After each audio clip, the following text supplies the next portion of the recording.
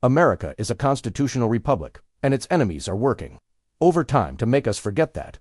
You ever notice how the loudest people yelling "protect our democracy" are usually the ones who can't define the word republic without Googling it first? That's not an accident.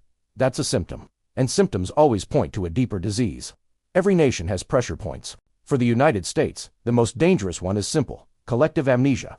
A country can survive war, recession, corruption, even bad fashion trends. But once a people forget what their system is, they become vulnerable to anyone who wants to rewrite it.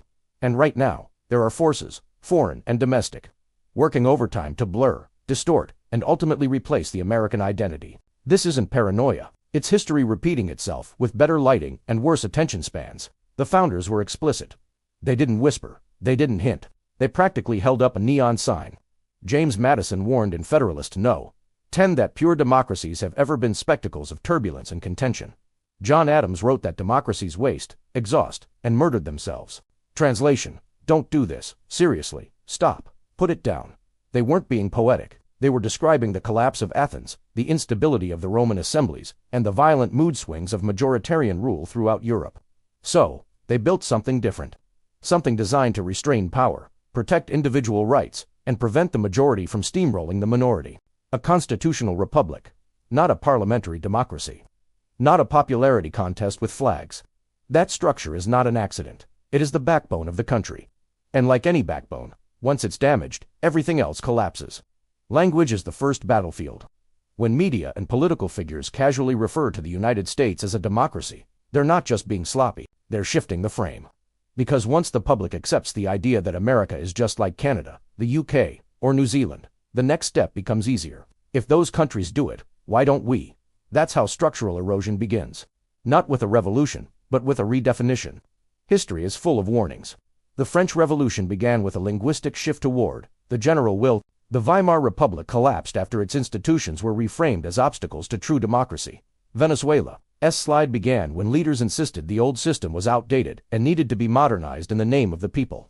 Every one of those transformations started with a change in vocabulary. Words are weapons, and the people aiming them know exactly what they're doing. Enemies of the United States, foreign and domestic, understand this better than Americans do. They push narratives that redefine the system, blur constitutional limits, normalize foreign political models, portray long-standing rights as negotiable, and frame centralization as progress. This is not accidental. It is strategic. If you can convince a nation that it is something other than what it was built to be, you can redirect its future without firing a shot. History shows that when a population forgets its own structure, the door opens for those who want to rewrite it. Rome forgot the republic and got an emperor. Germany forgot federalism and got centralization. Venezuela forgot its constitution and got authoritarianism. The pattern is ancient. The method is modern. The goal is always the same. The United States is not a parliamentary democracy. It is not a majoritarian system. It is not designed to bend to the loudest faction. It is a constitutional republic built on the idea that rights are inherent and government is restrained. And the people trying to blur that distinction are not doing it by accident. They are doing it because a nation that forgets its identity becomes easy to reshape. And that is exactly what America's enemies, foreign and domestic, are counting on. What if America's identity was rewritten before most people were even born? This 1930 Senate plea exposes how European institutions, especially Rome and its allies, tried to reshape America's origin story by glorifying Columbus over Leif Erikson. But beneath the surface, it reveals something deeper: how external forces have long influenced American language, symbolism, and political identity. I've been saying for years that the real ideological drift didn't start with communism or globalism. It started with British political culture, slowly conditioning Americans to call their constitutional republic a democracy. This document shows how that influence works, not through war, but through narrative, repetition, and symbolic control. If you care about structural truth, not slogans, this is worth your time.